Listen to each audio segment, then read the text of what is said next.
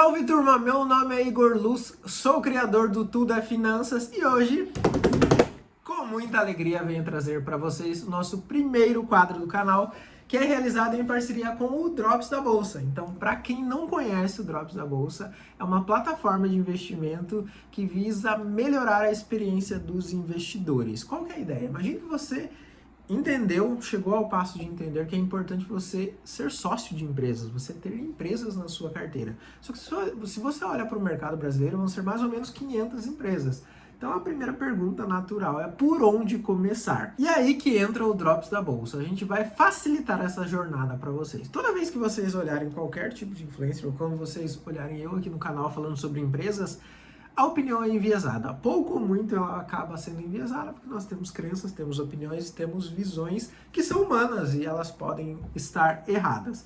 Então, qual é a ideia do Drops? Tirar todas essas opiniões, crenças e essa visão humana da análise das empresas. Nós pegamos os dados contábeis dessa empresa, jogamos no modelo matemático e a partir disso temos uma nota de 0 a 10, que vai apontar para um caminho se essa empresa está numa boa direção ou numa direção ruim.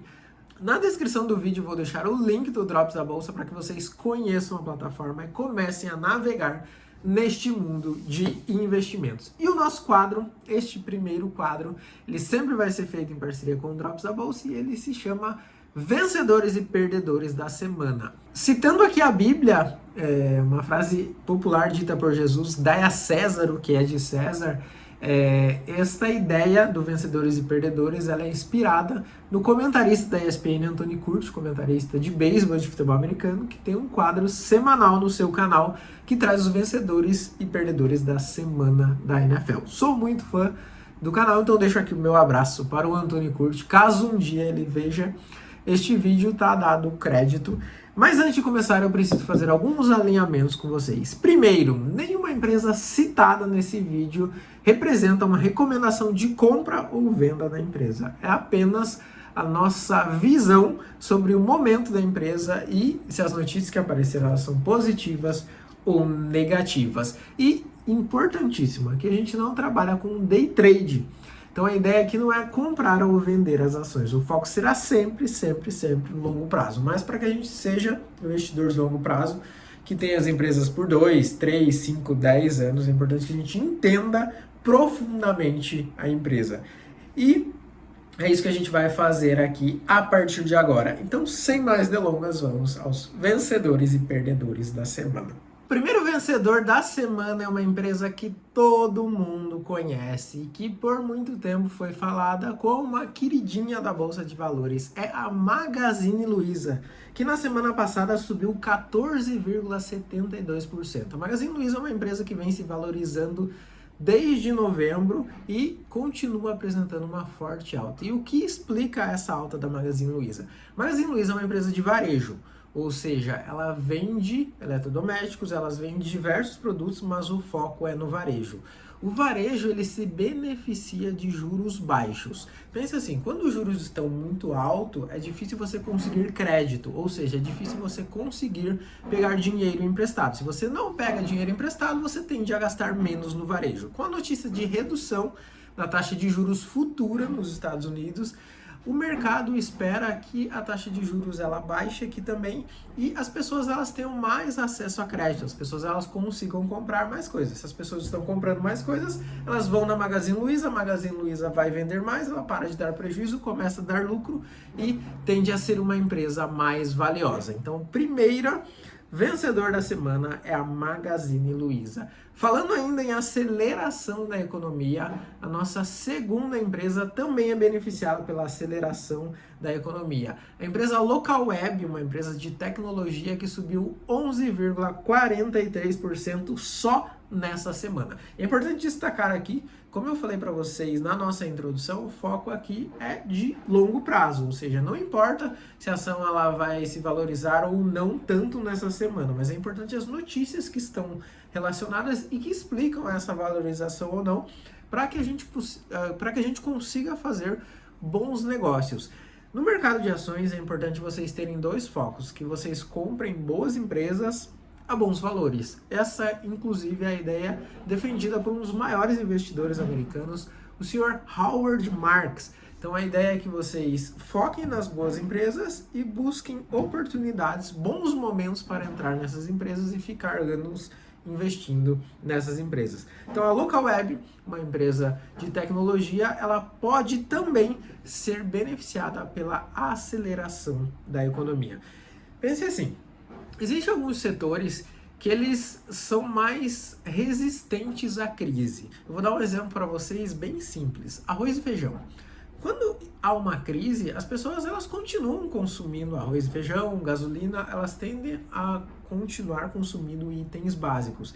Então esses mercados eles são pouco afetados.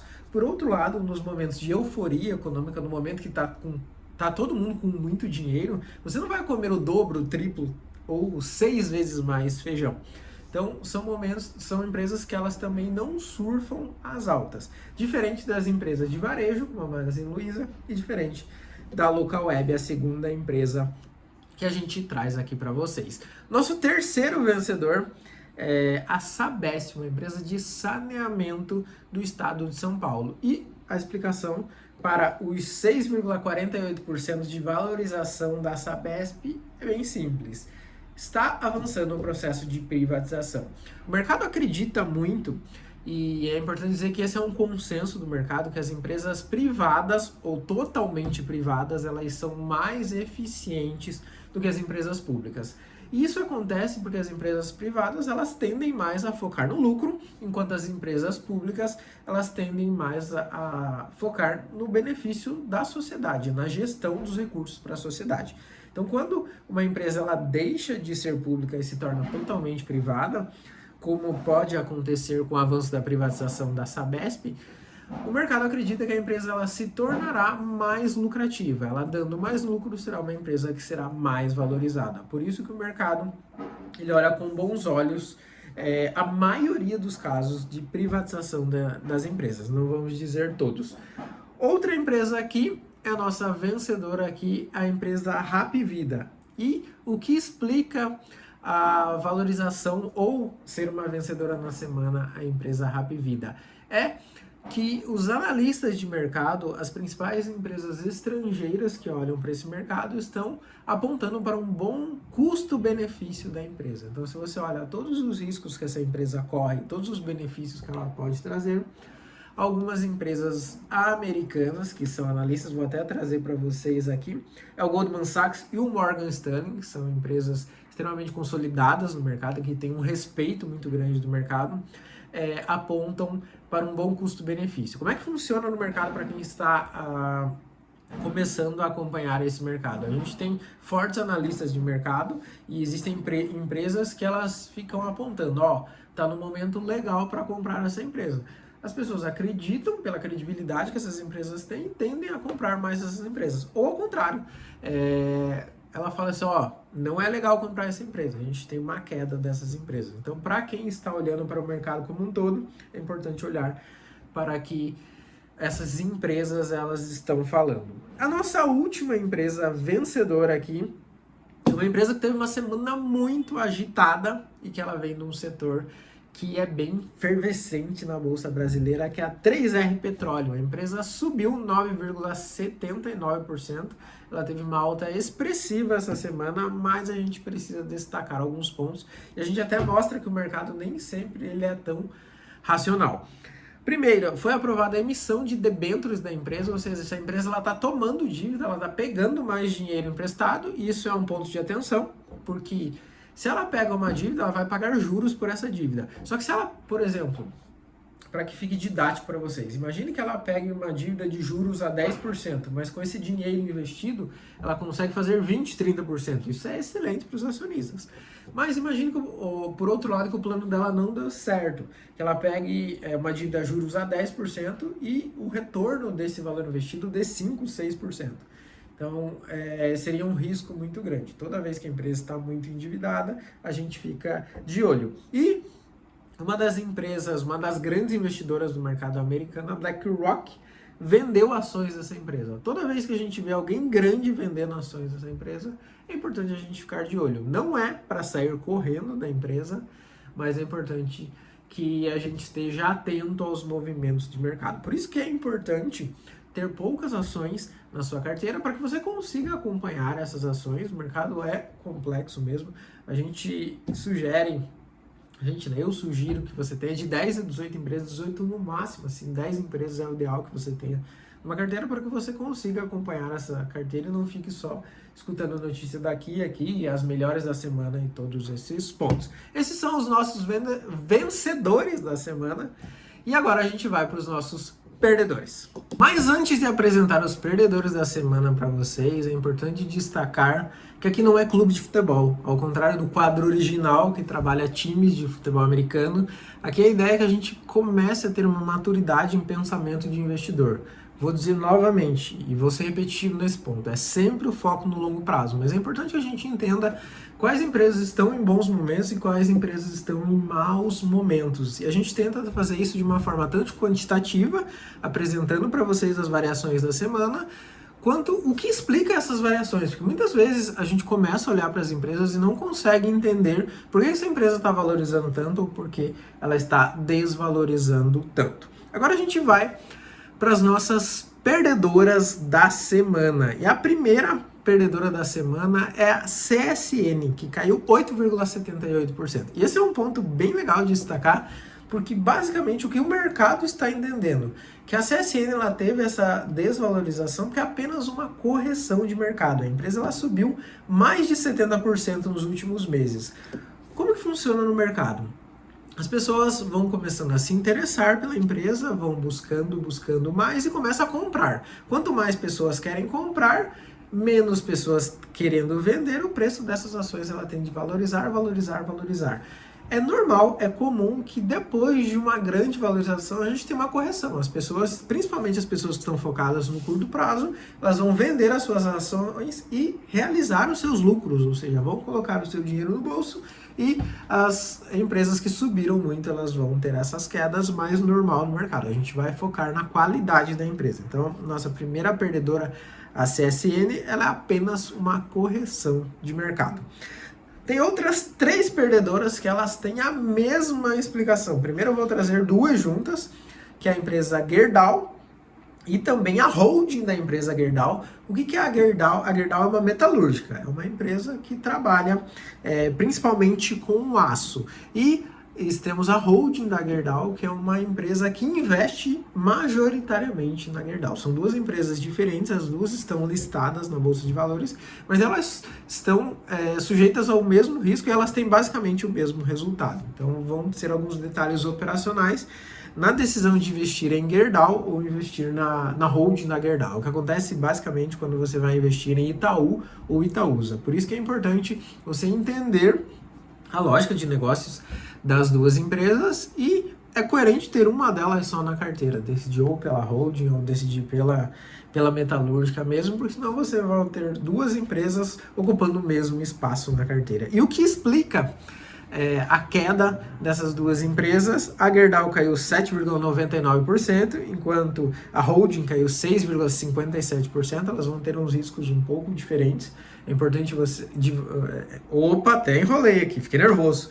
É importante que vocês entendam dessas diferenças operacionais antes de investir em uma das 2, mas a deteriorização do mercado. O mercado, principalmente o mercado da América do Sul e da América do Norte, está sofrendo uma baixa, ou seja, tem menos pessoas querendo comprar aço. Aliado a esse ponto, existe o mercado chinês que está agressivo na exportação de aço, ou seja, tem um concorrente forte, muito maior, e quando você tem um concorrente, menos pessoas querendo comprar, o preço do aço tende a cair e isso afeta diretamente essas 2 empresas. Na realidade, isso afeta diretamente 3 empresas, porque a CSNA também está sofrendo, caiu 6,96% devido a essa concorrência chinesa. É importante quando a gente olha para a empresa, qualquer empresa que a gente vai investir, para quem ela está vendendo. Você está vendendo para o mercado interno, que vão sofrer com as consequências boas ou positivas